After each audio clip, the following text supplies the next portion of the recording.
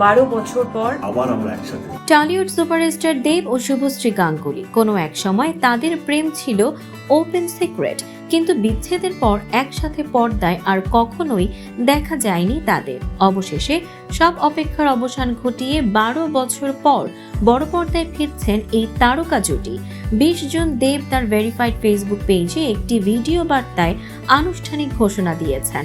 মাত্র 28 সেকেন্ডের সেই ভিডিওতে দেব ও শুভশ্রীকে কালো পোশাকে দেখা যায়। সেখানে তারা বলেন, নমস্কার, আমি শুভশ্রী গাঙ্গুলি আর আমি দেব। 12 বছর পর আবার আমরা একসাথে। এরপর তারা জানান, সব প্রতীক্ষার অবসান ঘটিয়ে আমাদের ছবি ধূমকেতু মুক্তি পাচ্ছে আগামী 14 অগস্ট।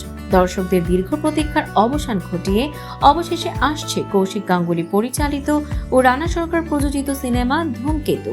এই ছবির শুটিং শুরু হয়েছিল 2013 সালে। তখনও দেব শুভশ্রীর প্রেম ছিল ওপেন সিক্রেট, কিন্তু সেই সময়ের সম্পর্ক ভেঙে যায় এবং ঠিক তখনই থমকে যায় ধূমকেতুর মুক্তি।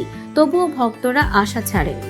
এবার সব জটিলতা কাটিয়ে সিনেমাটি অবশেষে প্রেক্ষাগৃহে আসছে। প্রসঙ্গত, বিচ্ছেদের পর শুভশ্রী বিয়ে করেন পরিচালক রাজ চক্রবর্তীকে। তাদের ঘরে রয়েছে 2 সন্তান। অন্যদিকে দেব রয়েছেন অভিনেত্রী রুক্মিণী মৈত্রীর সঙ্গে সম্পর্কে। 12 বছর পর দেব শুভশ্রী জুটি আবারও বড় পর্দায়